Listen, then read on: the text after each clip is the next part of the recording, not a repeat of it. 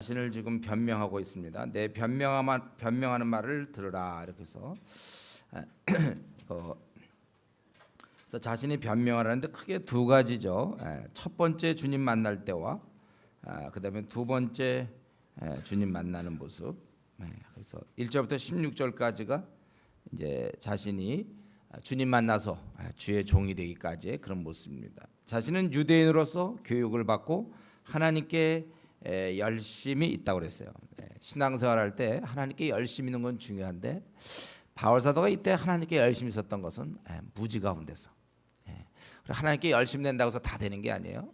그는 열심은 있었지만 아주 무지 가운데서 그런 가운데서 열심을 냈기 때문에 그가 했던 일은 어처구니 없게 4절에 보면 이 돌을 박해하고 사람을 죽이기까지 하고 사람을 죽였다고 했어요.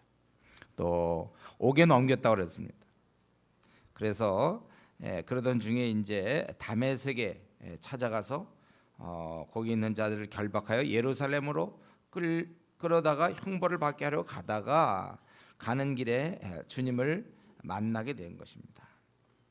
다메섹 형제들이라는 것은 이제 아마 유대인이라고 볼 수 있겠죠. 그들에게 가는 공문을 받아가지고 거기 있는 자들도 결박하여 예루살렘으로 끌어가다가 형벌을 받게 하려 가더니 가는 중에 오종쯤 되어 다메섹에 가까이 갈 때 정오에 호련히 하늘로부터 큰 빛이 나를 둘러 비치되 내가 땅에 엎드려져 들으니 사울아 사울아 내가 왜 나를 박해하느냐. 주님 누구십니까? 나는 내가 박해하는 나사렛 예수라. 함께 있던 사람들은 소리는 빛은 보면서도 나에게 말씀하시니 소리는 뭐다. 또 사도행전 9장에 보면 소리만 들었다고 돼 있죠. 무슨 말을 하는지 그 의미를 몰랐다는 거야. 소리를 들었는지 모르겠지만 말씀하시니의 소리는 듣지 못했다는 건 내용을 몰랐다는 것입니다. 그래서 내가 이름에 내가 무엇을 해야 됩니까? 다메섹으로 들어가라. 그러면 누가 얘기해 줄 것이다. 그래서 그때 그는 아주 씩씩하게 막 잡으러 갔지만은 그때는 이제 눈이 멀어가지고 끌려서 사람들의 손에 끌려서 다메섹에 들어간 것입니다. 아무도 예상할 수 없었던 거죠. 다메섹이 이렇게 바울이 이렇게 다메섹을 들어갈 거라고 누가 생각했겠습니까? 거기서 경건한 유대인 바로 아나니아를 만나서 그가 형제 사오라. 이제 이 아나니아는 이제 그리스도인이 된 거죠. 근데 그가 형제 사오라. 자기들을 핍박하고 죽이려고 했던 그였지만은 이제는 깨닫고 그가 주의 이제 일꾼임을 알게 돼서 형제 받아주는 의미죠. 형제 사오라 다시 보라 하거늘 즉시 그를 쳐다보았노라. 다시 눈이 회복됐다는 것이죠. 그가 또 이르되 우리 조상들이 하나님이 너를 택하여 그 지금까지 쭉 해왔던 뭐 엘리사 뭐 엘리야도 있고 모세도 있고 뭐 하여튼 쭉 해왔던 그 하나님 그 조상들의 하나님이 그 시대에 바로 바울 너를 택했다는 거야. 너를 택해서 그래서 자기 뜻을 알게 하고 그 의인을 보게 하시고 그 입에서 나오는 음성을 듣게 하셨으니 그 의인이라는 것은 주님을 가르치겠죠. 음성을 듣게 해서 그렇게 네가 알고 보고 들은 이유는 증인이 되게 하려고 그랬다. 이제 왜 주저하느냐? 주저 말고 주의 이름을 불러 네가 이제 그분께 나가서 세례를 받고 죄를 씻으라 하셨다. 이것이 이제 우리 바울 사도가 자기를 변명할 때 자기가 왜 이렇게 되었는지 그것을 얘기하는 것입니다. 그는 열심히 주를 믿는 자들을 예수님 믿는 자를 핍박하고 그것이 하나님에 대해서 그가 섬기는 방법이라고 생각했습니다. 그럴 때 주님께서 그에게 처음 하신 말씀 사오라 사오라 내가 왜 나를 박해하느냐. 네가 이 땅에 있는 주의 백성을 못 살게 구면 그것은 결국 주님께 그렇게 하는 것이라는 거예요. 여러분 우리가 기억할 것은 이 땅에서 예수님의 이름을 고백하는 사람 예수님을 부르는 자들 그런 주의 백성은 언제나 하늘의 하나님과 하늘의 주님과 연결되어 있음을 우리가 잊어서는 안 되는 것입니다. 그렇기 때문에 이 옆에 있는 우리 눈에 보이는 형제 자매들을 잘 대해줘야 돼요. 눈에 안 보이는 우리가 주님을 섬기는 방법이 눈에 보이는 이 형제 자매를 잘 대해주는 것입니다. 그렇기 때문에 우리가 굉장히 그 사람들을 아껴야 될 것이고 존중해야 되는 거예요. 그렇기 때문에 우리는 눈에 보이는 형제자매를 어떻게든지 비방하지 않을 것을 여러분 결심하십시오. 때로 우리가 옳은 정의를 얘기할 수 있어요. 그러나 자칫 그것이 정의하고 비방 사이가 아주 종이 한 장 차이기 때문에 많이 넘나든단 말이에요. 우리가 이런 면에서 이게 우리 내 옆에 있는 형제 자매를 우습게 보면 안 되는 거예요. 이들이 하나님이 허락하신 자들이구나. 땅에 거닐고 있는 주님의 가족들이구나. 그러니까 내가 따뜻하게 대해야 되겠구나. 다른 사람이 나를 어떻게 대해야 되는지 그건 중요하지 않아요.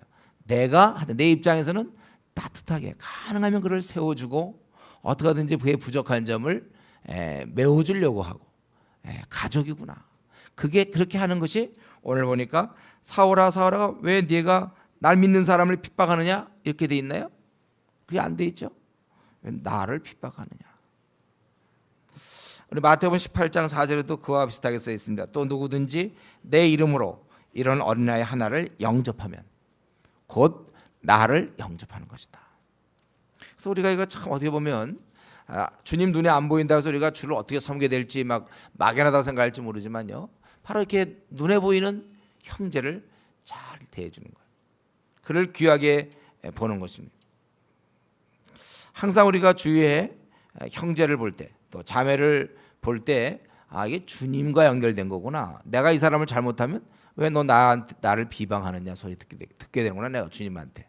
또 내가 냉수 한 그릇을 갖다 주면 왜 너 나한테 냉수 줬냐. 그리고 주님이 이렇게 하신다는 거예요. 이런 생각 우리가 잘 안 하죠. 나는 주님을 열심히 섬기지만 눈에 보이는 주님들은 내가 안 섬겨. 비방하죠.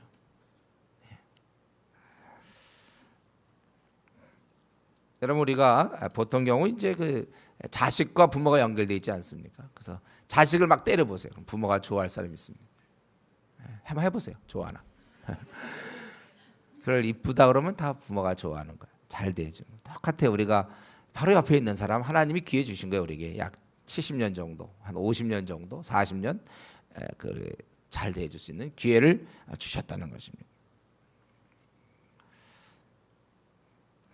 우리가 이러한 관점을 한 어느 정도 지금쯤 어느 정도 소유하고 있을까요? 내 주위 사람이 눈에 보이는 주님이다라는 이런 관점을 우리가 얼마만큼 갖고 있을지. 그렇기 때문에 끼리끼리 모인다든가 이런 건 안 되는 거예요. 끼리끼리 마음 통하는 사람, 이 사람과 통하고 안 통하면 그러면 주님과 안 통하는 겁니까? 끼리끼리 모이는 거 그거 안 좋아요. 어떻게 하든지 다 우리가 받아주면서 같이 갈 수 있어야 될 것입니다.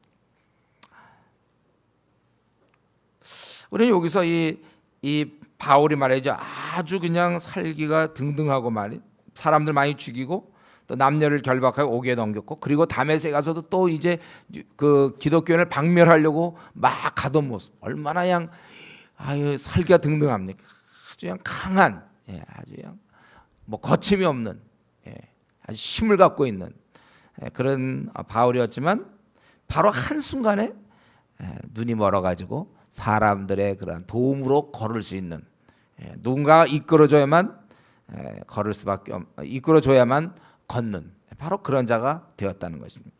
이건 또다시 우리에게 말씀하고 있어요. 우리 인간이 다 자생적으로 힘이 있고 자생적으로 무엇을 가진 자가 아니라는 거예요. 우리 인간은 약한 자라는 거예요. 아무리 뭐 대단해도 그건 소용없어요. 한순간입니다. 누구든지 주님에 대해서 힘을 내면은요, 그건 쓰러지게 돼 있습니다. 주님이 기뻐하지 않는 일을 자꾸 하는 거, 주님을 은근히 대항하는 것, 그거 안 됩니다. 그게 바로 성경은 교만으로 돼 있잖아요. 교만. 자기 어떤 지위가 있어서 그걸 가지고 우리가 주님을 섬길 때도 자기 뭐 부족한 게 없으니까 자기 그냥 하고 싶은 대로 주님이 말씀해도 그냥 듣지 않고 내가 하고 싶은 대로 그냥 하고 주님의 뜻에 관계없어. 다 교만하기 때문에 그래요. 여러분 우리가 주님을 무시하거나 경홀히 대하면 그거는 소망이 없는 줄 아십시오. 싸움이 안 되는 거예요. 나 요즘 주님과 관계를 좀 멀리하고 있다. 나 요즘 주님께 내가 요즘 좀 말을 좀 안 듣고 있다. 그럼 빨리 자기가 돌아와야지. 여러분 주님과 싸워서 되겠습니까? 여러분 누가 뭐 예를 들면 해와 싸운다. 싸울 수 있습니까? 막 쳐다보고 막 째려보고 해를. 그건 안 된단 말이죠. 이번에 뭐 우리 지진과 싸운다. 이번에 보니까 참 끔찍한 것은 산이 있었는데 산이 둘이 이렇게 합해 버렸어요. 그래서 마을이 다 없어지고. 그럼 뭐 어떻게 싸웁니까 지진과? 불과 그 짧은 기간에 얼마나 많은 사람들이 싸울 수가 없어요. 지진과 싸우고. 지진으로부터 어떻게 하든지 집을 어떻게 잘 짓고 뭐 내진 설계하고 뭐 이럴 수는 있지만 그런 게 한 번만 오면 어떻게 해볼 수가 없어요. 우리 인간은. 안 되는 거예요. 그래. 주님과 싸워서는. 예를 들면 토끼가 말이죠. 토끼와 사자가 싸운다. 한판 붙자. 토끼와 사자가 그 싸움이 되겠습니까? 아주 무지 용맹스러운 토끼. 그래도 그 될까요? 사자나? 굉장히 용맹스럽고 아주 힘이 세. 토끼 사회에서는 아주 대장 토끼야. 그래도 되겠습니까? 여러분 토끼가 대장 토끼인데요? 안 돼. 대장 토끼라도 그냥 한 순간에 사자한테 대장 토끼가 용감하게 그 동안에 무술을 닦아가지고 용감하게 토끼로서 나가봐야 그건 한 먹잇감이죠. 그 차도 배고픈데 너 잘 왔다 이놈 왕 하고 먹어버리는 거예요. 우리 인간이 자기 어떤 학벌이라든가 자기 어떤 지위 이런 상황에서 뭔가 교만해지고 저는 제일 비참한 사람이 그런 사람이라 했어요. 신앙 없는데 명문대 들어간 사람. 자기가 그래서 웬만하면 얘기하면 안 들어요. 똑똑하다고 생각하니까. 신앙 없는데 좋은 직장 가진 사람, 연봉 뭐 높은 데 다니는 아니면 뭐 알아주는 뭐 아니면 뭐 박사학위 예를 들면 신앙 없을 때 자기가 너무 일이 잘 풀리는 사람은요. 제가 보기에 그건 하나님이 그를 사랑하지 않는다는 증거입니다. 하나님 사랑하면 그렇게까지 안 하실 거예요. 하나님이 내버려 두는 거예요. 그러니까 잘 풀리는 거죠. 그래야 그는 망하는 것이죠. 하나님이 벌 주시는 방법이 내버려 두는 경우가 있어요. 사랑하는 자는 징계하신다고 그랬어요. 왜냐하면 그가 워낙 잘못되니까. 그래서 사실 좀 시험에도 좀 떨어져 보고 제가 늘 이런 얘기 이제 하도 많이 해서 이제 여러분이 익숙하죠. 시험에도 한 번도 안 떨어져 봤다든가 어떻게 생각하면 모든 게 일이 잘 풀린다든가 그런 경우가 아주 참 위험한 것입니다. 우리 인간에게는 죄성이 있어서 사탄이 자꾸 충동질하잖아. 너 잘났다. 그러면 이제 주님과 거리를 둬도 자기 주님 그렇게 열심히 안 섬겨도 일이 잘 풀리는데요. 뭐 자꾸 떨어져야 힘들어야 주여 나를 도와주십시오. 이러니까 주님께 붙어있는데 한번 여러분이 이 자리에 이렇게 앉아 있지만요. 여러분 일이 그냥 너무나 다 잘 풀리고 예를 들면 중학교 고등학교 때부터 그냥 착착착착착 다 잘 풀려고 그랬으면 이 자리에 이렇게 앉아 있을까 한번 생각해 보세요. 주의 은혜라는 것이죠. 여러분 주님과 거리를 두면 안 됩니다. 주님을 그렇게 멀리하지 마십시오. 왜 그렇게 합니까? 그럼 파멸이에요. 파멸. 주님을 멀리하는 것은 너희가 나를 떠나서는 아무 열매를 맺을 수 없다 그랬죠. 아무것도 할 수 없다 그랬죠. 제가 요한복음 15장 할 때 아무것도 너희가 할 수 없다. 웬걸 할 수 있는 게 얼마나 많은데 주님 떠나면. 근데 어느 날 이제 주님을 떠나서 제가 살다가 어느 날 딱 갑자기 정신 차려서 딱 앉아서 계산해 보세요. 한 게 하나도 없어. 오히려 다 마이너스야. 이상해 그건요. 꽤 자기 나름대로 뭘 많이 했어요. 다 얻고 뭐도 해보고 다 했는데 어느 날 딱 펼쳐보면 결과를 보면 이상하게 아무런 열매가 없어요. 주님을 그동안 뭐 나름대로 좀 멀리하면서 자기가 세상적으로 뭐든지 자기가 다 해봤어요. 말씀이 아무리 그래도 자기 하고 싶은 대로 다 해서 한참 시간이 지났는데 어느 날 한번 돌이켜보는 거죠. 내가 지금 뭘 했나고 딱 들여다보면 오히려 너희가 나를 떠나서는 아무것도 할 수 없는 차라리 내가 주님을 순종했다라면 훨씬 더 좋은 결과가 가졌을 텐데 제가 불순종함으로 말미암아 자기 멋대로 삶으로 말미암아 주님과 거리를 둠으로 말미암아 어느 날 보세요. 어느 날 딱 보려니까 자기가 그 추구했던 거를 보십시오. 빵점이에요. 빵점. 이게 바로 그럴 때 우리가 유일하게 할 수 있는 건 빨리 회개하는 겁니다. 주여 내가 주님 따라 이렇게 내가 멋대로 해봤더니 결과 나는 지금 오늘 이 순간 지금 이 시점을 생각해 볼 때 돌이켜 볼 때 지난 1년 지난 2년 지난 3년 좋아요. 내가 나름대로 뭐 주님 따라서 해봤는데 결과는 이거였습니다. 내가 주님께 나옵니다. 나를 이제라도 나를 건져 주십시오. 여러분 그게 이제 성도들이 가야 될 길이에요. 이게 아직도 이게 안 보이는 사람이 있어요. 주님과의 관계가 밀접하지 않다면 우리가 큰 일을 결정하지 마십시오. 주님과 관계가 밀접하지 않을 때 생애 중요한 문제들을 되도록 결정하지 마세요. 이때는요. 보류하고 어떻게 하든지 회복해야 돼요. 무조건 이 주님과의 관계부터 회복해야 그 다음과 참 주님의 말씀이 옳은 말씀이에요. 너희가 나를 떠나서는 아무것도 할 수 없다. 내 안에 있을 때 이제 열매가 맺. 그 사람은 뭐 별로 특별히 하는 것도 없고 그냥 비빌대는 것 같고 어떻게 보면 바보같이란 말이죠. 그냥 하나님 하라는 대로 그냥 하고 그냥 딴 건 몰라도 하나님께 그저 죽으라고 충성을 하는데 뭐 자기 아무것도 없는 것 같은데 근데 결과를 보면은 항상 열매가 있어요. 요거예요. 원래 신앙인들은 여러분 모세가 했던 일은 뭡니까? 민족의 위대한 지도자 모세가 한 일은 뭐예요? 그냥 가만히 있는 거예요. 그냥 하나님 하라는 대로 그냥 따라만 가는 거예요. 그 바보 같지 않습니까? 그 200만 300만을 끌고 갈 때 야 저리 가라 막 이렇게 가자 그래야 되는데 그저 기둥이나 보고 따라다니는 거죠. 아브라함 뭐였습니까? 갈 바를 알지 못하고 가는 사람. 다 원래 그렇게 사는 거예요. 이게 하나님을 의지하는 자입니다. 관계가 제일 중요한 거죠. 내가 주님과의 관계가 밀접한가? 주님과의 관계가 밀접하지 않다면 무조건 이것부터 회복해야 돼요. 여러분 암이 발견되면 빨리 손을 써야죠. 암이구나 나. 그러고 딱 그게 아니라 암이 발견되면 이제 어떻게 조치를 취할 생각을 해야죠. 미루면 안 되는 거예요. 하루라도 일찍 이 암 문제를 해결해야 되는 거예요. 우리 출혈이 심하다. 어떤 교통사고를 당하면 출혈이 심하면 빨리 이거 지압부터 하고 빨리 이걸 손을 써야지. 그거 놔뒀다가 출혈이 심하면 죽는 거예요. 만약에 내가 이 시간에 정직하게 뭐 설교 밤낮 들어서 뭐 합니까? 주일날 밤낮 와서 뭐 합니까? 뭐 PBS 한다 그러고 요즘 그거 뭐예요? 그거 다 소용없어. 제일 중요한 건 그냥 딱 한 가지 질문이에요. 나 주님과 지금 가까운가? 내 생에 있어서 가장 가까운가? 아니면 나 요즘 주님을 좀 멀리하고 있는가? 그래서 주님과 멀리한다면 그 이제 지금 출혈하고 있는 거랑 똑같은 거예요. 지금 피가 막 나오고 있는 거니까 빨리 이걸 응급 조치를 취해야 되는 거예요. 그러니까 그냥 기도로 나가야 돼요. 이거부터 회복해야 돼요. 하나님과 싸워서는 안 되는 거예요. 주님과 싸워서는 안 되는 거예요. 여러분 우리가 주님과 최고로 가까이 내 삶에서 최고로 가까이 여러분이 주님과 최고로 가까이 있다면 여러분 앞날의 문제라든가 뭐 먹고 사는 문제 모든 문제 주께서 우리를 인도하신다. 주님이 세우지지 않으시면 파수꾼의 경성함도 다 소용없다. 집을 짓지 않으시면 주님이 집을 우리 짓는 거고 뭐가 주님이 도와주지 않으면 아무 소용없어요. 주님께 우리가 절대로 조금의 틈을 내서는 안 됩니다.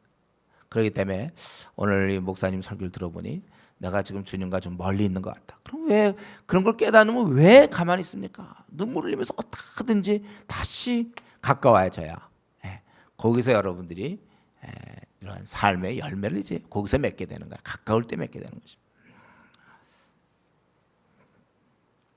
우리는 이 살기등등했던 바울 한순간에 이랬다는 사실을 꼭 마음에 여러분들이 기억하십시오. 어떤 사람은 뭐 직장인이 너무 바쁘기 때문에 요즘 나는 기도도 할 시간 없고 뭐 말씀도 안 하고 직장이 너무 바쁘기 때문에 그래도 옮기셔야 되는 거예요. 여러분들 그럴 때는요. 말씀과 기도 생활을 못하는 직장 아니면 자기가 그런 직장을 다니면 그만큼 더 조금 점심시간을 갖다가 한 10분이나 15분으로 줄이고 남은 시간을 자기가 성경을 보든지 그건 그런 노력 하나도 안 하고 난 직장 너무 바쁘기 때문에 그래서 결국 직장이 바쁘기 때문에 뭐가 희생되나 보면 말씀 기도가 희생되고 있어요. 그러니까 자기의 생활 습관을 바꾸든지 생활 습관을 도저히 못 바꾼다면 직장을 옮기든지 차라리 월급을 적게 받을지언정 신앙생활을 잘하는 게 중요한 것이죠. 먼저 그의 나라와 그의 의를 구해야지 내가 직장에서 아무리 잘 나가면 뭐합니까? 기도생활 말씀생활 안 하는데 그리고 그럴 때 무엇이든지 결정하면 그건 반드시 어느 날 보면 그게 정말 어처구니 없는 결정이라는 것을 깨닫게 된다는 거예요. 그런 가운데서 뭐 유학을 결정하고 그래 봐야 안 된대요. 우리가 이런 면에 있어서 어떻게 하든지 주님과 아주 가까이 가야 돼요. 이 자기 생활을 생각해 보세요. 내가 말씀 기도 생활이 어떻게 되는가. 그게 항상 제가 우리 목사님 밤낮 뭐 말씀 얘기한다, 기도 얘기 그럼 뭐 어떡합니까? 그게 제일 중요한데. 예. 물속에 들어간 사람이 막 스쿠버 다이버 있잖아요. 막 그런 사람 들어가서 그 산소통이 제일 중요하죠. 뭐 그거 좀 떼치고 그냥 불편해 그러고서 말이에요. 그거 확보 안 된 채 뭐 그 아무리 뭘 탐사라도 소용없다니까. 그 활동 그게 된 상태에서만 된다는 거야. 내가 직장을 다녀도 이게 된 상태에서, 기도서와 말씀 생활이 된 상태에서 우리가 직장을 다니는 거고, 그걸 어떻게든지 확보해야 된다는 거예요. 그래서 때로 발견해서 요즘 이제 바빠서 뭐 콰이타임과 기도생활 잘 못해요 목사님 이렇게 웃으면서 물속에 들어가서 나 좀 산소통 호흡할 시간이 없어요.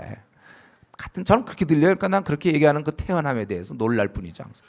야 저렇게 어떻게 그런 얘기를 태어나게 해야 되면 됩니까? 우리가 뭐 감기 걸렸다 정도는 되지만 나 암에 걸렸어. 그래서는 바빠 요즘 나 암에 걸려서 병원 못 가. 암에 걸렸는데 나 바빠서 그냥 참고 넘어가야지 이럽니까? 그럼 그 얘기를 듣는 사람이 어떤 느낌 들까요?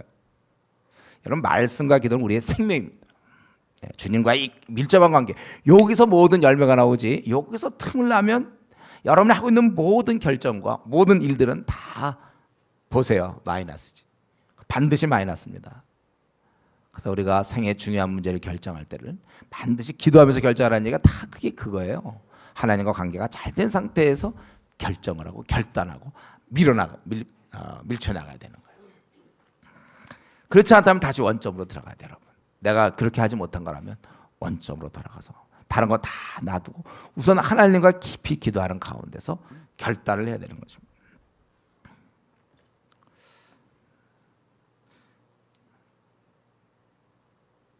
그리고 그는 이 바울 사도는 여기서 이제 다시금 태어나는 모습 볼 수 있어요. 그래서 네가 이제는 중요한 네가 이런 보고 알고 음성을 듣게 하셨으니 15절에 너네 것의 증인이 되리라. 그러나 증인 되기 전에 해야 될 일이 있어요. 바로 그것은 죄 씻음, 세례를 받고 너의 죄를 씻으라 하더라. 이 죄 씻음은 필수라는 것이죠. 우리가 주님의 일을 할 때 그것이 크든지 작든지 항상 자격은 깨끗함입니다. 깨끗함이에요.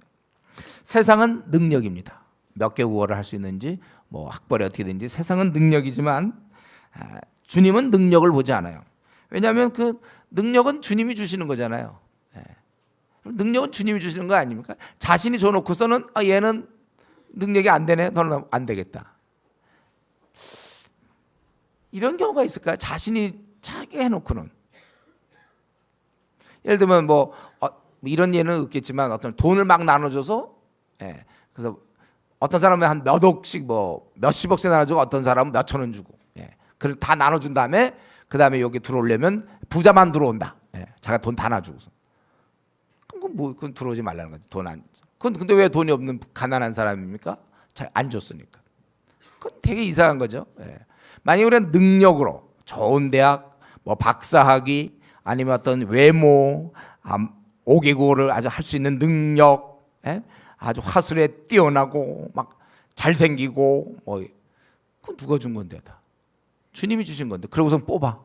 주님 주고선 그럼 뽑아. 이런 예를 제가 막 생각해보는데 별로 지금 시간이 없어서 제가 생각을 많이 못 해봤어요. 이런 예를 한번 누가 좀 연구해보세요. 이런 예가 있나? 자기가 다 만들어 놓고선 또 그거에 의해서 또 막 못 들어오게 하고 막 이러면 자작극이에요. 뭐 이런 거는 코믹한 거죠. 하나님은 그렇게 안 한단 말이에요. 자신이 그건 아니고 능력으로는 안 해요. 능력으로는 너희 택하심을 보라. 문벌 좋은 자가 별로 없고 강한 자가 별로 없다고. 그런 게 다 하나님은 그런 데 관심이 없어요. 능력은 주님이 주시는 거기 때문에 단 깨끗해야 된다는 거예요. 그 능력과 관계없이 능력 있다고 깨끗하고 거룩합니까? 그건 또 다른 면이죠. 깨끗하게 사는 것은 본인의 의지와 결단이에요. 자기가 음란하게 살지 않기 위해서 욥은 얘기했죠. 욥기 자기 눈과 언약을 맺었나니 자기는 음란한 마음 때문에 자매들에게 주목하지 않겠다. 뭐 이렇게 자기가 결단하는 거예요. 그러므로 누구든지 이런 것에서 자기를 깨끗하게 하면 귀 쓰는 그릇이 된다고 그랬어요. 자기가 깨끗이 하는 거야. 자기가. 그 책임은 자기에게 있어요. 능력 없는 건 머리가 나쁜 건 어떻게 합니까 여러분? 그러나 우리가 열심히 공부하는 건 그건 자기가 해야 되는 거예요. 우리가 주님의 일을 하려면 그 자격이 항상 깨끗함이에요. 이때 비로소 사용되는 것입니다. 비싼 그릇인데 그 안에 막 지저분하고 누가 막 토하고 막 그런 그릇에 밥 담아줍니까, 여러분? 이 그릇이 워낙 비싼 그릇이니까. 그 안에는 막 구더기도 있고, 예를 들면 뭐가 있을까? 지저분한 거 한번 얘기해 보세요. 그런 게 잔뜩 있는데 너무 큰 그릇이야. 예. 아니면 막 보석이 박혀 있어요. 예. 그럼 그런 것에다가 사랑하는 자를 위해서, 자녀를 위해서 밥 팍 퍼주고 그릇을 봐라 이럽니까? 차라리 무슨 뭐 10,000원짜리 그릇이든 선물 받은 슈퍼마켓 같은 데 주는 거 있잖아요. 그런데도 깨끗하게 퐁퐁으로 깨끗이 닦은 그릇이면 그거는 이제 다 밥을 퍼줄 수 있는 거야. 비싼 그릇이 사용되는 것이 아니라 깨끗한 그릇이. 주님 어째서 왜 주님은 나를 왜 이렇게 사용하지 않습니까? 우리가 그렇게 물을 때 주님은 우리에게 그럼 왜 너는 너를 깨끗하게 하지 않냐? 이렇게 물으시는 거예요. 깨끗한 것이 중요한 것입니다. 깨끗한 것. 우리가 한 시대에 한번 주님께 사용되기를 여러분 원하십니까? 그래서 한번 주님이 사용되는 그 인물이 되기를 원하나요? 한번 마음껏 내가 주님께 한번 사용되기를 원합니까? 우리 형제들 그런 마음이 있습니까? 한번 주님께 마음껏 사용되기를 원합니까? 그렇다면 동영상 보지 마세요. 음란한 영화 보지 마세요. 19세 가 보지 마세요, 여러분들. 성적인 장면들 보지 말란 말이에요. 그런 것들. 잘못된 것들. 세상이 지금 이 소돔과 고모라에서 제공하는 것들 보지 마세요. 위로부터 오는 이 거룩한 말씀, 이런 거를 자기가 안 보고 주일날 아무리 좋은 설교 듣고 은혜 받아도 월요일부터 토요일까지 안 좋은 영화 한 편 보면 끝이에요. 그걸로. 거룩해질 수가 없어요. 여러분 다시 한번 거룩이 뭐라고 했습니까? 거룩, 깨끗함. 그거는 우리 생각이 행동이 아니라고 했어요. 거룩이 이게 아니라고 그랬죠. 로마서 6장에서 여러분 들었습니까? 이런 게 거룩이 아니라고 했죠. 이런 게 거룩이 아니라고 그랬어요. 거룩은 그거 아무 관계없이 내 생각이 어떠한가, 내 생각이 주님의 생각을 닮았는가. 그렇기 때문에 사실 저질 TV 연속극은 치명적입니다, 여러분. 거기서 나오는 불륜의 장면들이나 불륜한 거. 근데 그 보통 주인공이야, 그 사람들이 불륜을 하는 원수가 아니라 보통 주인공이 이제 불륜을 범하고 막 이런 거 이제 한편 보면 그냥 치명적이에요. 우리가 왜냐하면 무의식 세계조차도 거룩해야 되기 때문에. 그래서 다른 능력은 잘 몰라도 이 깨끗함에 대해서는 철저한 자기와의 싸움이 필요합니다. 내 이 본성은 그런 걸 요구하고 그런 걸 보길 원하고 어떤 음란한 장면을 보기 원하는 본성을 갖고 있어요. 특별히 형제들은 심하죠. 또 자매들도 마찬가지로 세상 욕심과 아니면 요즘은 뭐 연사마 그게 이러고 있어요. 어쩌면 뭐 그 사람들 만나 그런 거 보는지 모르겠어요. 여러분 우리가 다른 능력은 몰라도 이 깨끗함, 이것은 그러니까 거룩함, 이것은 주의 일꾼의 가장 중요한 자질이에요. 그래서 자꾸 이상하게 주님께 잘 사용이 안 되는 사람이 있다면 어쩌면 하나님이 골라내고 있는지도 몰라요. 하다못해 정치권은 물론 드러난 거지만 거기서 정치권에서도 뭐 그가 무슨 뭐 윤리적으로 문제 있으면 막 문제 삼잖아요. 윤리적인 어떤 잘못들이 있으면. 하물며 하나님 나라에서는 하나님 다 중심을 보시는데, 그래서 자기가 한번 들어볼 때 왜 내가 잘 사용 안 되는가 할 때 스스로 질문해 보세요. 나는 정말 거룩한가, 깨끗한가 이거예요. 그래서 우리가 이 깨끗해야 되는 거예요. 여기도 보면 이런 엄청난 주를 직접 대면했던 이 바울 사도, 그래서 보고 드는 것에 증인이 돼야 되는 그 엄청난 사명이 시작되기 바로 전에 세례를 받고 너희 죄를 씻으라 그랬어요. 깨끗해야 되는 것입니다. 그래서 이 시대 특별히 우리가 소돔과 고모라보다 7배 이상 타락한 시대라고 그랬죠. 제가 한 10배 이상, 동성애가 뭐 요즘은 뭐 쓱쓱 쉽게 얘기되는 이런 시대, 불륜이 아주 뭐 쉽게, 이혼이 쉬워지고 이런 시대.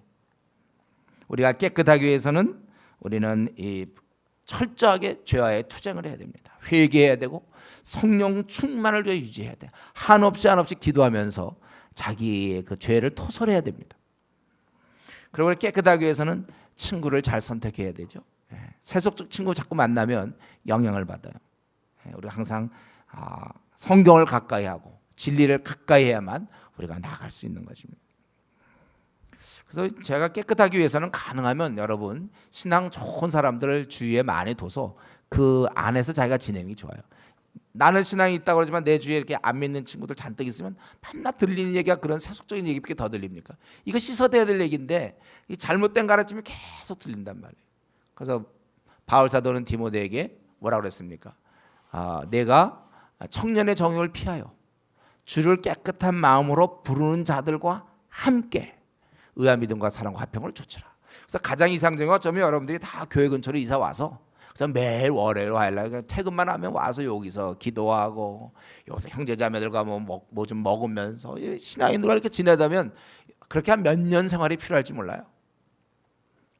그래서 여러분 쿤밍 뭐 이런 것도 다 그런 가서 그래도 6개월 동안 좀 씻어내려고 그냥 밤낮 믿는 사람끼리 만나서 이런 게 필요해요. 우리는 여기서 1시간 예배 보고 월요일부터 토요일까지 밤낮 세상 사람들한테 돈 얘기, 뭐 불륜 얘기, 뭐 정치 얘기, 밤낮 이제 뭐 재테크 얘기 밤낮 이러고 참 그러다가 또 본인이 또 잘못돼서 회사에 있는 또 어떤 뭐 여직원이라든가 아니면 또 뭐 어떤 무슨 그걸 뭐라 해야 되나 남직원이라고 해야 되나 하여튼 그런 경우 뭐 좀 다른 말이 없네. 예, 그렇게 해서 또 괜히 마음이 간다 뭐 결혼해놓고서 이런 아주 그래갖고 그런 사람을 하나님이 쓰겠습니까? 하나님이 워낙 아무리 사람이 없기로서니 그런 사람 아유 하도 없으니까 너가 그나마 낫다야 일로 와 쓰겠습니까? 안 쓰죠. 예. 준비된 사람은 깨끗한 사람이 쓰니까 그러니까 하나님께 사용되기가 사실은 쉽지 않아요. 그리고 그렇게 준비 안 된 사람이 사용되면 오히려 문제를 자꾸 일으키는 거죠. 깨끗한 사람들 깨끗해야 돼 우리가. 저도 깨끗해야 돼. 여러분도 깨끗해야 돼. 성도 아닙니까? 거룩한 백성. 그러니까 지금 제가 이렇게 설교를 하지만 들으면서 이게 사실 쉽지 않다는 걸 금방 알 수 있어요. 이 말세의 풍조가 이런데 혼자 깨끗을 어떻게 유지합니까? 그러니까 주의하라고 그래서 무시로 성경은 기도하라 그랬어요. 기도하고 성경을 가까이 하고 믿는 자와 가까이 해야 되니까 깨끗해. 그래서 이렇게 될 때 마음이 우리는 이제 예수를 믿기 때문에요. 우리가 깨끗할 때 마음이 참 평안합니다. 여러분이 동영상 같은 거 뭐 안 좋은 거 막 이런 영화 같은 거 보고 나보세요.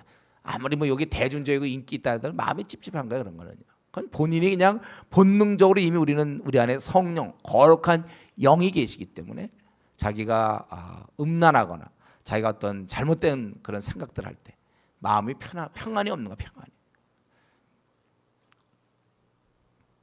우리가 이러한 바울 사도가 이 증인이 될 때 내가 세례를 받고 너의 죄를 씻으라 했던 말씀 생각하며 여러분 한번 하나님께 사용돼야 되지 않나요? 우리가 한번 사용돼야 돼요. 그러려면 우리가 깨끗해야 됩니다. 그래서 우리의 죄를 다 회개해야 돼요. 어떤 내가 남을 비방한 죄가 있다면 회개하고 또 유익이 되지 못한 얘기 했다면 회개할 것이고 교회에 덕을 세우지 못한 게 있다면 회개할 것이고 끼리끼리 모였다면 그것을 회개할 것이고 남을 섬기지 못했다면 회개할 것이고 누구를 무시했다면 우리가 회개할 것이고 내가 어떤 문제에 욕심을 갖고 있다면 회개할 것이고 그런 것도 우리가 좀 회개해야 될 것이고 더 들어가기 전에 한 가지만 더 얘기하면은 말이죠. 사실 이 바울 사도가 말이야 4절에 보면 이도를 박해하여 사람을 죽이게 하지 하며 남녀를 결박하여 옥에 넘겼느니 그 바로 전에 보면 너희 모든 사람처럼 하나님에 대해 열심히 있는 자라. 무지의 위험성, 무지함. 저는 이제 우리 성도들에게 또 저 스스로도 다짐해야 되고 우리 성도도 다짐해야 되는데 어떻게든지 분별력을 우리가 가지셔야 돼요. 분별력입니다, 여러분. 우리 교회가 그래도 열심히들 PBS에서 이러면서 조금씩 나아지는 것 같은데, 그러나 이 분별력이 아직도 제가 보기에는 그냥 제 목회자 입장에서 볼 때는요, 여러분들 분별력 더 지금보다 한 7배 이상 됐으면 좋겠어요. 7배 이상. 이 분별력이 충분하지 않기 때문에 이렇게 시간을 헛보내고 결정을 엉뚱하게 결정하고 엉뚱한 방향으로 하는 거 가만히 보면 분별력 때문에 분별력. 그가 왜 이렇게 고생을 해야 됩니까? 분별력이 없으니까. 그는 왜 그렇게 살아야 됩니까? 왜 이렇게 힘들게 삽니까? 다 분별력이 없어서. 그렇게 안 해도 되는데 왜 그렇게 삽니까? 분별력이 없으니까. 그래서 자기는 오히려 시간을 벌고 뭐 한다고 그러지만 그게 오히려 안 되는 거예요. 분별력. 허송세월 하고 있습니다. 바울이 만약 이때 주님이 불러줘서 그랬지, 만약 주님이 안 불러줬으면 그냥 그런 그 어둠에서 그냥 사는 거예요. 지금보다 한 7배 정도 우리 분별력을 해서 기도하세요. 지금 이 분별력 갖고 안 되겠어요. 제가 계속 많은 사람들도 만나보고 얘기도 하다 보면 참 느끼는 것이 언제쯤 분별력이 생길까. 저 스스로도 물론 마찬가지지만 저도 뭐 제가 하나님 앞에서 항상 부족함을 느끼지만 하여튼 우리가 분별력이 지금보다 한 7배에서 10배는 생겨야만 제대로 신앙생활 하겠구나 이런 생각이 들 때가 참 많아요. 어떤 문제를 결정하는 거, 어떤 문제를 바라보는 시각들, 어떤 뭐 결혼 문제를 바라보는 것, 자기 앞날의 문제를 바라보는 것, 또 자녀를 키우는 문제, 사람과의 대인관계, 어떤 걸 결정하는 문제 볼 때 가만히 보면 이 분별력에 대한 얘기, 너무나 이 세상에 이렇게 많이 이 구분이 안 돼. 입에서 나오는 얘기 들을 때 이게 분별력의 문제다. 분별력. 우리 저와 여러분 마찬가지입니다. 저도 뭐 마찬가지. 우리가 어떻게 하든지 분별력을 많이. 그러니까 그러기 위해서 하여튼 지금처럼 이렇게 하루에 일주일에 한 장 성경 공부해갖고 어쩌면 안 될지 모르겠어요. 더 많이 해야 될지 모르겠네요. 그리고 더 많이 좀 테이프도 듣고 더 많이 좀 동영상 좀 보고 부지런히 좀 우리가 성경을 좀 알아야 우리의 성경 우리를 지혜롭게 할 것이며 우리라고 분별력을 주실 것입니다.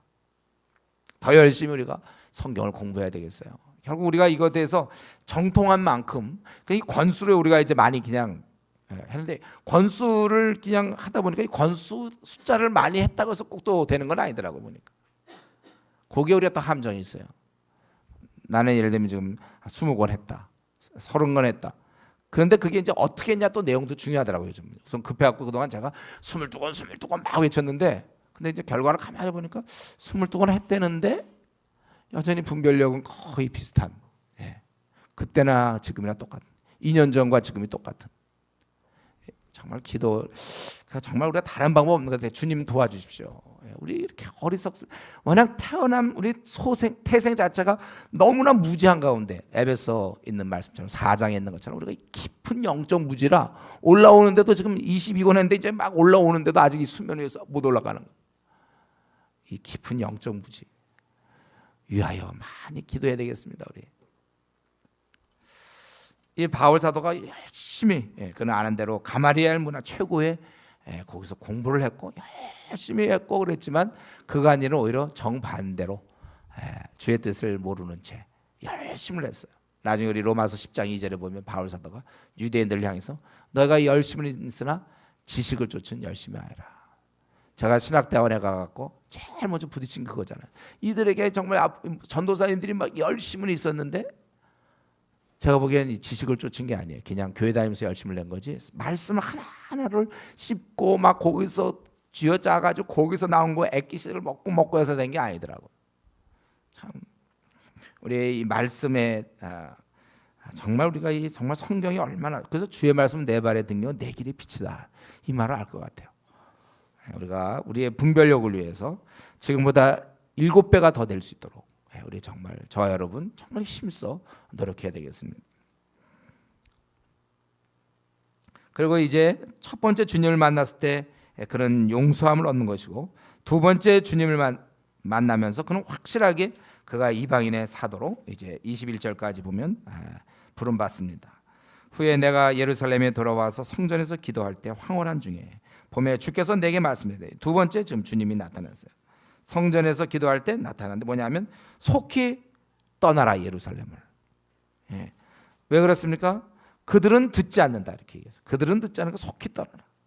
지금 이거 듣고 있는 사람들은 누굽니까? 이 예루살렘에 와 있는 지금 유대인들이에요. 근데 그들은 듣지 않으니까 속히 떠난다. 그래서 바울 사도가 그럴 리가 없습니다. 왜냐하면 그들은 다 내가 누군지 알거든요.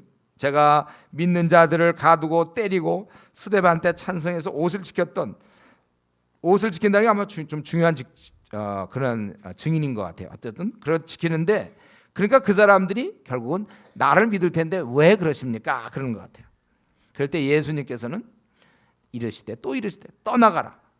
내가 너를 멀리 이방인에게 보내리라 하셨느니라. 그래서 여기까지 얘기하는 걸 듣고 이제 사람들이 죽이자 이렇게 되는 거죠. 여기 보면 너는 멀리 내가 이방인을 보내고 너 여기 있어봐야 그들이 듣지 않을 것이다. 18절에 그렇게 얘기했습니다. 여러분 우리가 복음을 전하지 않습니까? 우리 지금 성도님들이 열심히 복음을 전할 때 우리가 그걸 늘 생각해야 돼요. 사람은 많고 내 에너지는 40년이다. 50년 남았다. 내가 쓸 수 있는 에너지 지금 50년, 40년 30년 남았거든. 사람은 너무 많아. 이것을 우리가 꼭 명심해야 됩니다. 그래서 우리가 전도하러 나갈 때 선입견을 가지고 저 사람은 안 될 것 같아. 인상이 좀 안 좋거나 아주 날카롭게 생긴 사람들. 그래서 그건 안 될 거라 아예 만나지 않는 거. 이건 나쁜 거야. 이건 자기가 뭐 어떻게 알아요. 그래서 만나 봤는데 이렇게 만나 보면 이미 양심에 화인 맞은 사람들이 있어요. 도저히 안 될 사람들이. 이런 걸 잘 우리가 구분해야 되는 것입니다. 그래서 그 사람 한 명 붙잡고 그냥 끝나면 안 돼. 그러니까 성경에도 내가 혹시 이단 같은 사람, 이미 굳어져 있는 사람 한두 번 권한 후 떠나라. 그 영혼 붙잡고 한다고 있잖아요. 남은 생 50년을 그 한 영혼에 대해서 되지도 않는 영혼 여기서. 그거는 다른 사람 지금 다 배고픈데 주문 막 먹을 텐데 말이야. 음식 갖고서 안 먹겠다는 사람을 계속 설득하고 그러지 말라는 거예요. 충분히 저 나름대로는 해봤는데 끝까지 거부할 때 그 사람을 떠나는 것이 성경적 방법이라는 것입니다. 그러니까 이러한 주님의 말씀 속에는 이러한 결정 뒤에는 복음은 퍼져야만 한다는 그런 전제가 있는 거예요. 우리가 복음은 퍼져야만 되는 거예요. 그래서 네가 여기 오래 머물지 말고 빨리 이방인에게 내가 가야 된다. 그래. 복음이 퍼져야 된다는 거예요. 퍼져요. 주께서 원하시는 것입니다. 복음은 퍼져야 되고 저와 여러분을 부른 이유는 바로 이 복음을 퍼뜨리는 일에 사용하시기 위해서 부르신 거예요.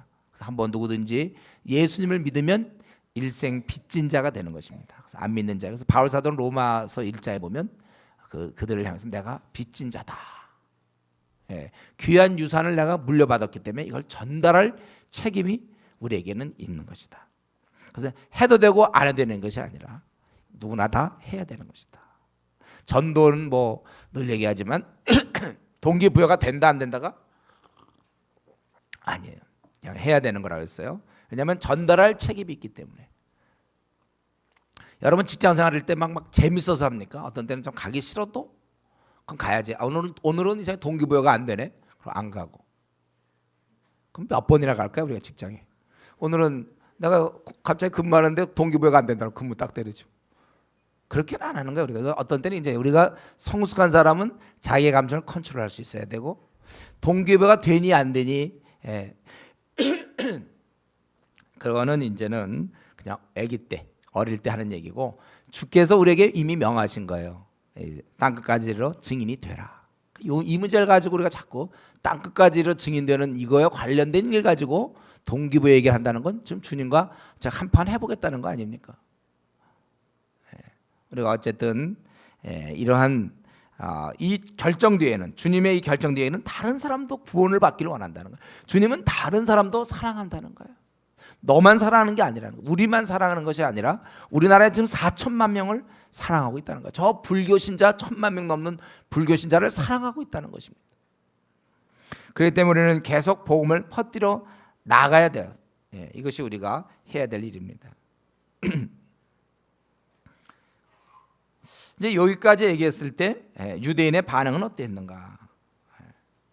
듣다가 이들은 이방인 얘기가 나오고 이들을 놔두고 이방인에게 보내겠다 할 때 굉장히 이들은 감정이 상했는지 모르겠어요. 이방인들은 개처럼 여겼는데 아니 이방인에게 그 복음을 그들이 소리를 지르며 그들이 한 얘기 이런 자는 세상에서 없애 버려야 된다. 살려둘 자가 아니라 하여 그들이 떠들며 옷을 벗어 던지고 티끌을 공중에 날리니.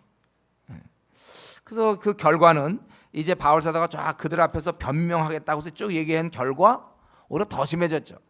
그들은 지난번 우리 21장에 보면은 그들을 때렸던 사람들이에요. 때려서 죽이려던 던 사람인데 천부장이 와갖고 급히 32절에 보면 군인들을 달려 내려가니 그들이 천부장과 군인들을 보고 바울 치기를 그치는지라. 우리 21장에서 우리 지난번 시간에 했습니다. 그렇게 죽이려다가 못 죽인 사람, 때려 죽이려고 하다가 안 됐고, 그리고 36절에 쫓아오면서 그를 없이 하자고 외치며 따라가민이라 그랬는데, 그를 없이 하자고 그랬는데 바울이 잘 나름대로 변명했지만 어땠습니까? 지금 그 얘기를 듣더니 이건 세상에서 없애버리자, 살려둘 자가 아니라 얘기를 다 들어본 결과 죽여야 된다 그거예요. 소동하는 그 유대인들. 그래서 이제 천부장이 바울을 이렇게 영내로 데려가게 되는데, 여러분 이런 거 볼 때요, 이런 그 사상의 싸움, 이게 참 무서운 거야. 생각이 다르니까 죽이겠다 이거야. 자기들의 생각과 맞지 않자 바울을 죽이려고 그랬어요. 사실 바울도 그러지 않았습니까? 믿는 사람들 죽였잖아요. 생각이 다르니까. 특별히 종교적, 정치적 문제도 생각이 다르면 그냥 전혀 딴판 아닙니까? 생각, 사상이라는 건 무엇을 깨닫느냐에 따라 굉장히 달라지는 거예요. 특히 종교적 문제는 더 심해요. 그래서 이슬람권에서는 누가 예수님 믿으면 아무리 사랑하는 아들 딸이도 그 부모가 막 죽이잖아요. 독살시키고. 사상의 싸움은 정말 무서운 거예요. 이건. 왜 그러냐면 특별히 기독교, 다른 종교 모르겠는데 기독교는 우리가 아는 대로 그 영적 싸움이 있어서 그래요. 악한 마귀가 배후에 있기 때문에. 우리 아프가니스탄에 가서 우리 이제 피랍돼 갖고 막 그때 그 사건이 있을 때 왜 그렇게들 뭐 이 사람들이 뭐 나쁜 짓 하러 간 것도 아닌데 왜 그렇게 기독교인을 공격합니까? 제가 보기에 거기는 영적인, 만약 불교 신자들이 갔으면 그렇게 안 했을 거예요. 기독교 신자 갔기 때문에 그래요. 영적인 싸움이 있어요. 하나님 이외에 이 악한 마귀와 잡신들은 항상 하나님 쪽을 공격하게 돼 있습니다. 그래서 예수님도 그렇게 사람들이 죽인 거예요. 여러분, 이 진리의 싸움은 설명해서 되는 문제가 아니에요. 무슨 논리의 싸움이 아니에요. 여러분, 이 진리의 싸움은요, 우리가 논리로 되는 것이 아니라 기도로 되는 거예요. 기도, 영적인. 지금도 이 세상 신이 믿지 아니하는 자들의 마음을 혼미케 하여 그리스도의 영광의 광채가 비치지 못합니다. 왜 내가 전도해 보면 왜 그 사람이 엉뚱한 얘기하는가? 혼미해 있어서. 그리고 기도로 돼, 영적인 문제라는 것입니다. 그래서 여러분들 혹시 전도하러 나갔는데 이상하게 자기는 사람들이 계속 좀 안 믿고 도대체 안 되더라. 자, 한번 들여다보면 자기가 충분히 기도했는가? 그냥 기도 없이 그냥 나간 거 아닌지. 영적 사업인데 그럼 뭐 기도 없이 나가면 100점 100패죠. 단 예외는 있는 것 같아요. 처음 나간 사람들이나 이런 사람은 하나님께서 한번 은혜 주시는 것 같아요. 너무 저 같은 경우도 처음 복음 전할 때 그때 참 저의 그런 한심한 얘기를 듣고 영접하겠다는 사람이 있었어요. 그 아마 처음이라 그런 것 같고, 그다음 좀 원래 정상적으로 돌아오면 기도 없이는 우리가 사람을 거듭나게 할 수가 없습니다. 여러분이 참으로 이 땅에 불교 신자들이 참 그들의 죄를 회개하고 우상을 다 집어치우고 불상을 다 불태우고 절을 다 무너뜨리고, 여러분 그런 날을 여러분 생에 보기를 소원하십니까? 그럼 기도하세요. 우리 세계 복음화를 위해서 참 마음에 원하신다면, 이 모슬렘이 다 수그러들고 모슬렘 신자들이 자신들이 잘못됐다고 회개할 것을 원하고 힌두교인들이 그렇게 되기를 원한다면, 그럼 우리는 기도해야 됩니다. 기도하는데 많은 시간을 투자해야지. 콰이트 타임 좀 하고 뭐 자기 조금 기도하고 아무런 역사가 일어나지 않아요. 우리가 특별히 이번에 40일 작정을 한 것도 바로 기도를 통하여 세계가 복음화되고 우리나라가 바뀌고 우리 교회가 부흥되고 내 자신이 바뀔 수 있도록, 원래 그래서 우리가 한 겁니다. 기도 역사, 여러분 우리 기독교 역사를 쭉 보면 기도 없이 된 역사가 있습니까? 잘 한번 보세요. 여러분들이 기독 교회사를 살펴볼 때나 이 부흥을 살펴볼 때 반드시 기도해요. 내 삶도 마찬가지예요. 내 삶도 내가 한번 제대로 살려면 기도를 생각해서 기도 얼마나 하고 있는지. 기도 없을 때 우리는 가장 무기력한 자가 되는 것입니다. 기도 없이는 아무런 역사가 일어나지도 않습니다. 하는 일마다 그건 안 되게 돼 있어요. 역사가 일어나지 않아요. 기도해야 되는 것입니다. 그리고 이렇게 증인이 되려고 할 때 이러한 고난이 따른다는 걸 우리가 생각해야 됩니다. 이런 사람들이 막 그를 갖다가 유대인들이 막 죽이려고 하고 이러한 일을 당해 수많은 사람한테 완전히 따를 당하며 공격을 당하고 위협을 당하는 것, 우리가 다시 한번 증인되면은 이러한 고난이 따른다는 사실을 기억해야 됩니다. 악한 세상에서 어그러지고 왜곡된 세상, 악한 마귀가 다스리는 세상 한가운데서 우리가 전혀 다른 얘기, 예수님이 오직 우리의 주인이시다, 그분을 통하여 죄 씻음 받고 구원 얻는다, 이런 얘기를 한다는 것은 스스로 매를 자초하는 것입니다. 끊임없이 마귀와 추종 세력들이 그런 자들을 못살게 굴고 낙심시키는 것입니다. 여러분, 우리가 주님을 따르려고 할 때는, 온전한 제자로서 증인의 삶을 살려고 할 때는, 그때는 각오하고 살아야 돼요. 처음부터 제가 보니까 신앙생활하다 왜 자꾸 이렇게 들쑥날쑥하는 사람 있잖아요. 왜 잠수도 타고 또 뭐 신앙생활. 제가 볼 때 처음이 잘못된 것 같아요. 처음에 내가 예수님 믿을 때 나는 이제 죽었다. 정과 욕심을 난 십자가에 못 박았고, 처음 내가 예수님 믿을 때 나는 이제 더 이상 세상과 나는 다 인연을 끊는다. 이렇게 딱 됐고 나는 이제 주님을 위해서 좁은 길로 간다. 복음과 함께 고난을 받는다. 이렇게 딱 마음을 먹고 그리스도인으로 출발해야 되는데, 그 풍성한 삶이 있으니 당신은 어떻게 생각합니까? 믿어주시오. 그래서 그냥 믿어주자. 그러니까 그 다음부터는 조금 어려움만 있으면 왜 이런 어려움이 생겼냐, 뭐 이런 얘기하는 거예요. 처음부터. 그래서 조금이라도 어려움이 생기거나 반대에 부딪히면 낙심하는 거예요. 내가 왜 이런 일을 당해야 되는가? 전도하다가 내가 무시를 당하고 조롱당하면 내가 왜 이런 일을 당해야 되는가? 주님에서 뭘 좀 하다가 어려움 당하면 나는 왜 꼭 딴 사람 편하게 지내는데 왜 나만 이런 일을 해야 되는가? 항상 우리는 하나님 혹시 나를 버리신 거 아닙니까? 아직도 자신이 마귀의 미움을 받는, 하나님 예수님 다음으로 강력한 힘을 갖고 있는 마귀의 미움을 받는 존재라는 걸 몰라요. 그러니까 자기가 예수님 믿고 나서 그냥 쉽게 생각하고 그 신앙생활하다 보면 이제 마귀로부터 공격을 받는데, 그걸 이제 당연히 내가, 왜냐하면 이 이인자와 내가 사이가 벌어졌으니까 공격받는 게 당연한 거예요.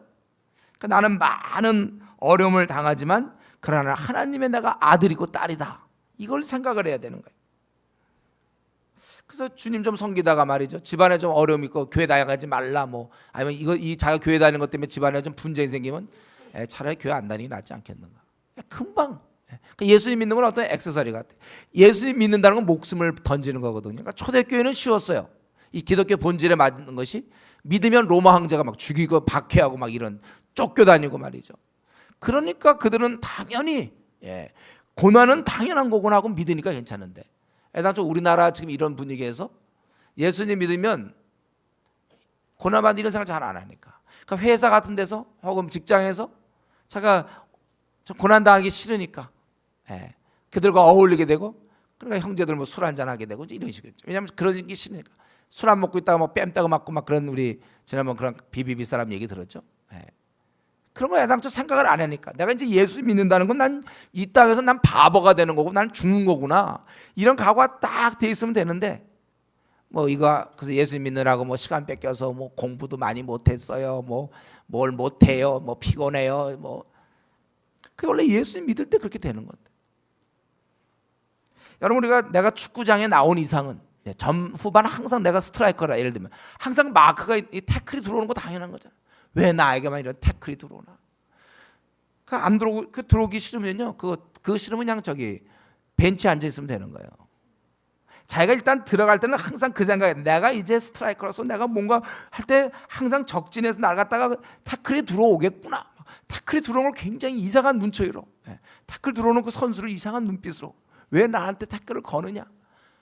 그러고 자기 혼자 막 회의에 빠지고, 내가 이렇게까지 축구를 할 이유가 있을까? 다리가 막 다치기도 하고. 각오하는 거, 여러분, 하다가 다리도 부러지겠구만, 이런 정도 각오가 돼 있어야지. 응원석과는 다른 거예요. 응원석과는, 내가 응원하고 있는데 누가 옆에서 날 발을 건다든가 그거 왜 거냐고 해야 되지만, 선수가 된 사람은 그건 안 돼. 지금까지 응원석의 삶을 살았다면 내가 예수 그리스도를 믿는 그 순간 가장 강력한 마귀의 공격이 시작되는 겁니다.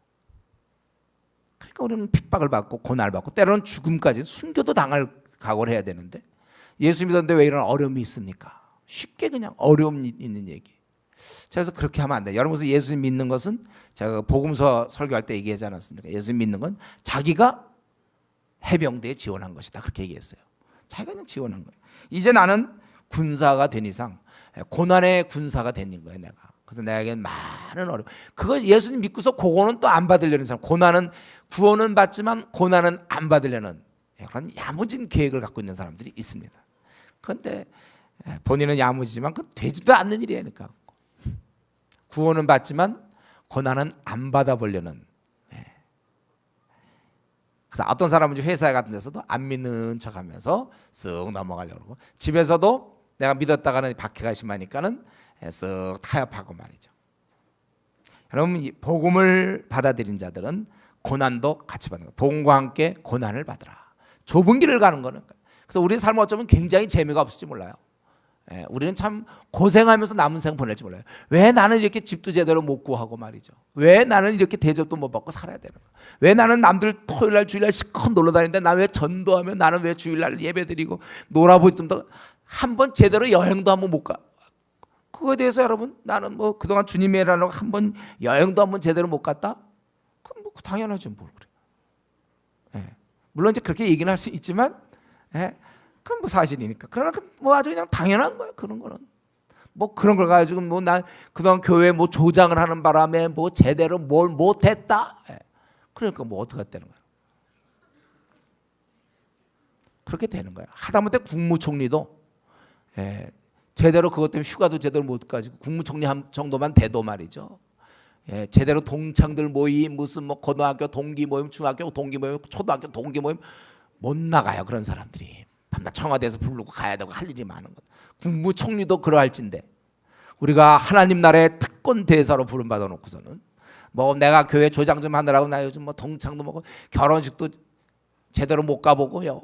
이렇게 얘기 안 하면 난 그 사람 이상한 사람이에요. 교회 좀 다니면서 할 거 다 아는 사람, 아주 특이한 능력을 갖고 있는 사람이에요. 어떻게 꼭 살살 피해서 할 거 다 아는지 몰라요. 고등학교 동창은 싸이 할 거 다 하고 말이죠. 성경 못 봐도, 기도는 충분히 못해도 사람들과 대화는 하고. 저는 그러면서 절제 좀 해야 되겠어요, 여러분들요. 제대로 내가 정말 성경 좀 몇 번 읽었다고 말이에요. 성경 제대로 못 보면서 내가 그저 세상 사람들과 뭐 안 해도 되는데 막 초등학교 동창 찾아가면서까지 있잖아요. 요즘 뭐 그런 게 있대. 뭐 하여튼 찾아가서 너 어떻게 지내냐 막 또 대화하고. 지금 있는 사람만 해도 지금 너무 많은데 더 찾아다니면서. 그래서 성경은 찾기 뭘 찾아요? 성경은. 그러니까 안 되는 거예요. 우리가 이러한 걸 볼 때, 야, 이런 것이 내가 복음과 함께 고난을 받는구나. 이럴 때 우리가 목표가 있어야 돼요. 당하면서 목표가 있어야지 그냥 참고만 있으면 안 됩니다. 목표가 있어야 돼. 바로 우리의 주위의 사람을 사랑하는 것, 즉 영혼을 주님께 인도하는 것이겠죠. 그를 천국에 보내는 일.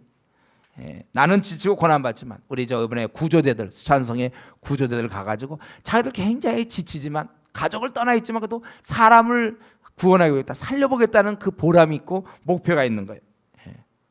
군인들이 보초 쓰고 잠도 잘 못 자지만 대신 나라를 지킨다, 이런 그런 게 있는 것처럼 우리가 여기 모인 여러분들, 우리 성도님들, 우리 조원들, 조장들, 뭐 전도팀들, 또 중국팀들, 여러분은 제대로 지금 휴가 한번 제대로 가족과 시간 잘 못 보내고 여러분 막 그렇게 하지만 대신 그 사람들을 천국에 보내겠다는 그런 마음이 있는 것입니다.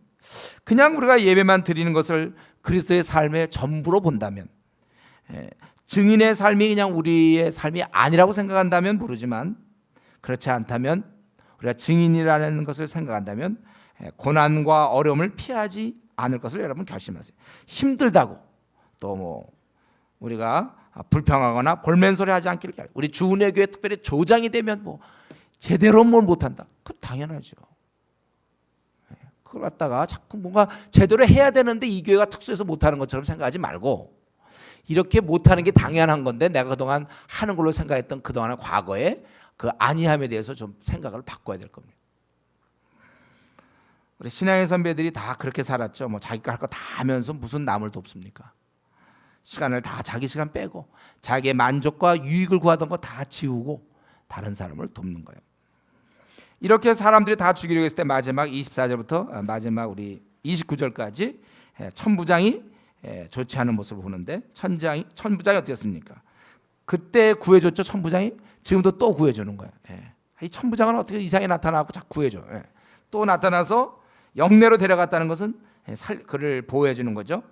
그래서 도대체 왜 저러는지, 무슨 왜는 소동했는지, 아마 그 히브리 방언을 해서 잘 못 알아듣는지 모르지만, 그래서 바울을 채찍질하며 아주 실토하라, 이제 그렇게 명했다는 거예요, 군인들한테.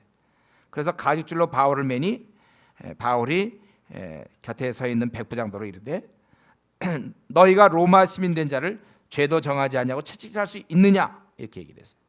그때 백부장이 듣고 가서 천부장이 전하여 이르되 어찌하려 하느냐, 이는 로마 시민이라 하니, 천부장이 와서 바울에게 말하되 네가 로마 시민이냐? 예. 뭐 그동안 매도 맞았고 뭐 겉보기도 허술하고 그랬겠죠. 그리고 바울은 그때 자기 로마 시민을 바뀌지 않았대서 천부장 만났을 때도 지난번에. 근데 이번에 이렇게 얘기한 거죠. 그래서 그렇다, 그러다 내가 로마 시민이다. 그러니까 천부장이 비교해 보는 거예요. 자기도 로마 시민인데 자기는 뭡니까? 좀 창피한 건데 이런 얘기를 왜 했는지 모르지만은 돈을 들여서 샀다가 자기는 돈을 들여서 산 거기 때문에 이건 좀 시민권 중에 낮은 거죠. 돈을 들여서 산 거잖아 자기는. 근데 바울이 뭐라 했습니까? 나는 나면서부터 나 원래 로마 시민이다. 아마 그 아버지 때 무슨 공의를 세웠는지 그 잘 모르겠지만 우리는 그 세상은 모르지만 뭐 그것까지 연구할 필요 없는 거예요. 그 아버지는 어떻게 해서 로마 시민이 됐는지. 다만 중요한 것은 자기는 나면서부터 비교해 본 결과 이 천부장보다 훨씬 이게 질이 달라. 그가 천부장이 그가 때리진 않았지만 결박한 것 때문에 두려워했다고 그렇게 얘기하고 있습니다. 바울은 여기서 자기가 로마 시민인 것을 밝혔습니다. 뭐 자랑하려고 한 게 아니에요. 괜히 매맞을 필요 없는 거거든요. 괜히 주님과 함께 고난 받아야지. 괜히 고난 받아. 안 맞아도 될 거 그냥 괜히 맞아요.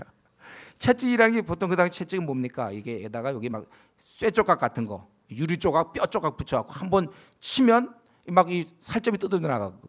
그걸 괜히 내가 주를 위해서 고난을 받아야지 하고 괜히 자기 살 뜯을 필요 없어요. 그렇게 돼야 될 땐 되더라도 피할 땐 피하는 게 좋은 겁니다. 로마 시민 요거 하나 갖고 그냥 나올 수 있는데 괜히 그 얘기 안 하려고 혹시 교만한 게 아닐까 뭐 이런 식으로 괜히 막 안 해갖고 그냥 시커 맞고 주님 당신을 위해서 고난 받았습니다. 미련해서 받은 거죠. 그건. 우리가 이건 참 중요한 겁니다. 복음을 우리가 위해서 이용할 수 있는 건 이용하는 게 좋아요. 이러면서 우리가 말하는 박사학위다. 이거 혹시 복음을 위해서 이용할 수 있으면 좋죠. 우리가 갖고 있는 좋은 것들은 다 복음을 위해서 이용하면 좋아요. 자기의 지위가 뭐 소위 세상에서 알아주는 지위다. 그것도 복음을 위해서 이용하면 좋아요. 그걸로 교만하면 나쁘지만 복음을 위해서 우리가 얼마든지 하면 좋아요. 이전에 보면 우리 노예제도 때 노예제도가 잘못됐지만 바울은 그걸 노예제도를 뭐 타파하라, 뭐 봉기하여 타파하라 이렇게 얘기해서 잘못된 거라도 그는 놔뒀어요. 그러고서 어떻게 됐습니까? 다만 네가 종인데 자유할 수 있거든 차라리 사용하라 했어요. 굳이 또 종으로서 역할을 해야 되지만 혹시 자유할 기회가 주어졌을 때 어떻게 할 것이냐? 그럼 뭐 하라 이거야. 뭐 우리가 기왕에 회사 다니는데 뭐 연봉이 높은 데면 뭐 똑같은 조건을 다른데 여기 연봉이 한 뭐 2배 준다, 더 준다. 그냥 가서 받지요 뭐 그걸 굳이 막 비천하게 살아야 되겠다 이런 건 아니고 기회 주어주면 없는 거야. 그래서 그 많이 받아 그거 갖고 남 많이 사주면 되는 거 아닙니까? 그럼 그거 갖고 뭐 차마 같은 걸 사서 부신자에 나눠줘도 좋잖아요. 그걸 굳이 뭐 꼭 그럴 필요 없어요, 여러분들. 그래서 우리가 지금 지혜가 필요한 거예요. 여기서도 보면 괜히 맞을 필요 없고 자기 뭐 맷집을 자랑합니까? 이런 거 한 돈 맞은 적이 아니하고 또 맞아. 바보죠 바보. 그래서 아파서 낑낑 대하고 주님을 못하는 것보다 쓱 나오면 얼마나 좋아요.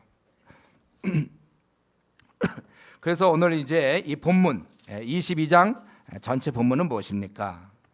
바울이 이전에 그 어둠과 무지에서 벗어나 이제는 아직도 어둠에 있는 이전에 자기 같은 사람들에게 이것이 아니라는 것, 잘못됐다는 것을 설득시키려고 애쓰는 모습을 보여주고 있어요. 그러나 바울은 애쓰고 있었지만 그들은 이해하지 못하고 또 빛과 진리를 알려주는 바울을 오히려 박해하고 죽이려 했다는 거예요. 여러분 이것을 우리가 22장을 통해서 공식으로 하나 받아들여야 됩니다. 깨달은 자는 가르치려 하고 깨닫지 못하는 자는 죽이려 한다는 거예요. 이것이 공식이에요. 깨달은 자는 반드시 가르치려고 합니다.